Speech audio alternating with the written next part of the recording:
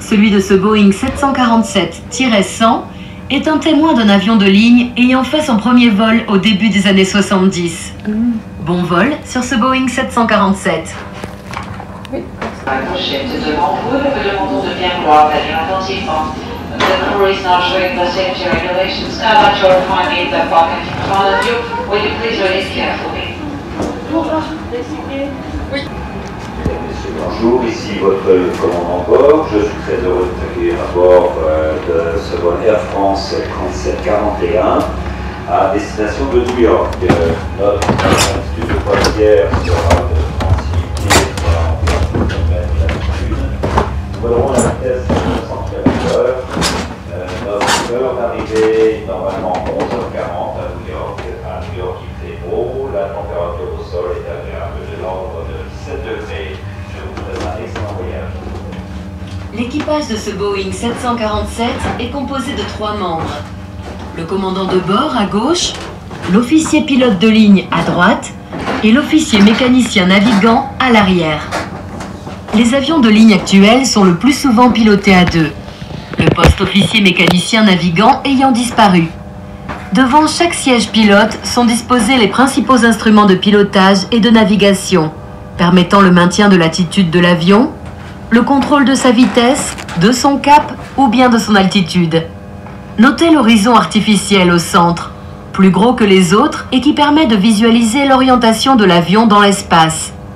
Au centre, un ensemble de cadrans permet de vérifier le bon fonctionnement des réacteurs, que cela soit leur régime de rotation ou la température des gaz en sortie. Chaque instrument est présent à 4 exemplaires, un pour chaque réacteur. Sur un appareil à équipage à 3 personnes, une partie de la surveillance des moteurs est effectuée par l'officier mécanicien navigant.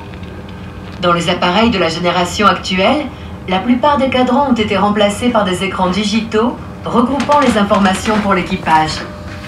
Entre les 2 pilotes, sur le panneau central, se trouvent les commandes des 4 réacteurs, mais aussi des dispositifs dits hypersustentateurs, dispositifs mobiles situés sur les ailes et qui ne fonctionnent principalement qu'à l'atterrissage et au décollage.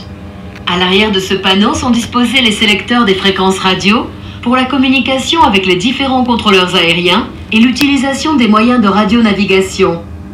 Sur le tableau situé au-dessus des instruments moteurs se trouvent les boutons de commande du pilote automatique, gérant le cap, la vitesse et l'altitude, ainsi que des sélecteurs radio de part et d'autre. Le panneau supérieur comprend tout un ensemble de commandes, notamment des différents feux de navigation, des extincteurs, du dégivrage ou bien encore des essuie-glaces. La gestion des systèmes hydrauliques, électriques et pneumatiques de l'avion est effectuée par l'officier mécanicien navigant.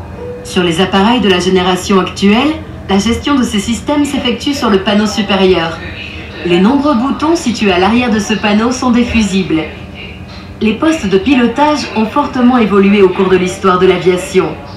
Celui de ce Boeing 747-100 est un témoin d'un avion de ligne ayant fait son premier vol au début des années 70. Bon vol sur ce Boeing 747.